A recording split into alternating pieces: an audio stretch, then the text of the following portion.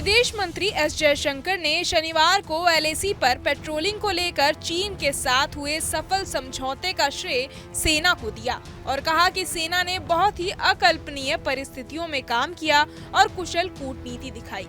पुणे में छात्रों के साथ बातचीत के दौरान एक सवाल का जवाब देते हुए जयशंकर ने कहा कि संबंधों को सामान्य बनाने में अभी भी कुछ समय लगेगा। स्वाभाविक रूप से विश्वास और साथ मिलकर काम करने की इच्छा को फिर से बनाने में समय लगेगा। विदेश मंत्री ने अमेरिकी राष्ट्रपति चुनाव पर भी बात की और कहा कि हमारे लिए दोनों नेता कमला हैरिस और ट्रंप अच्छे हैं।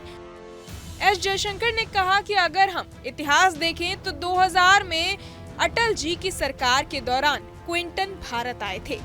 ये पहली बार था जब अमेरिकी राष्ट्रपति ने भारत के बारे में अपना रुख स्पष्ट किया। तब तक सभी अमेरिकी राष्ट्रपति भारत और पाकिस्तान के साथ समान व्यवहार करते थे। ये उनकी बुरी आदत थी। पिछले सभी 5 अमेरिकी राष्ट्रपति व्यक्तित्व में अलग थे।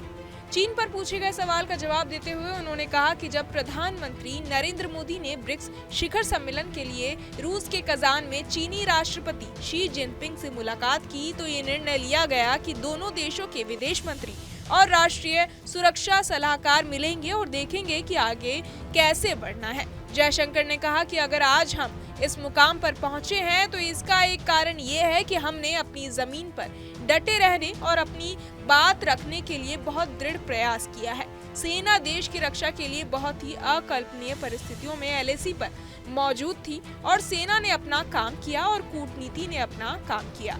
पिछले दशक में भारत ने अपने बुनियादी ढांचे में सुधार किया है। समस्या का एक हिस्सा ये है कि पहले के वर्षों में सीमा पर बुनियादी ढांचे की वास्तव में उपेक्षा की गई थी। आज हम एक दशक पहले की तुलना में सालाना 5 गुना ज्यादा संसाधन लगा रहे हैं, जिसके परिणाम सामने आ रहे हैं और सेना को वास्तव में प्रभावी ढंग से तैनात करने में सक्षम बना रहे हैं। इन कारकों के संयोजन ने हमें यहाँ तक पहुँचाया है। आपको बता दें कि कुछ दिन पहले ही भारत ने घोषणा की थी कि उसने पूर्वी लद्दाख में एलएसी पर गश्त करने के लिए चीन के साथ एक समझौता किया है, जो 4 साल से ज्यादा समय से चल रहे सैन्य गतिरोध को समाप्त करने में एक बड़ी सफलता है। दरअसल 2020 से सीमा पर स्थिति बहुत अशांत रही है, जिसने समग्र संबंधों को नकारात्मक रूप से प्रभावित किया है। विदेश मंत्री ने इस पर कहा कि सितंबर 2020 से भारत चीन के साथ इस बात पर बातचीत कर रहा था कि समाधान कैसे खोजा जाए।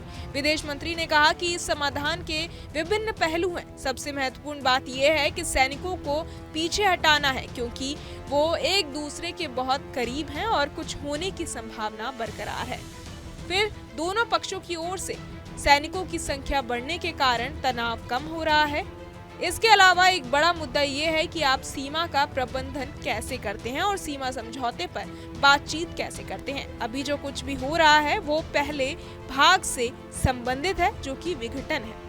बहरहाल इस पूरी खबर को सुनकर आप क्या कुछ सोचते हैं, हमें कमेंट बॉक्स में जरूर बताएं और बाकी तमाम खबरों के लिए सब्सक्राइब करें न्यूज नेशन।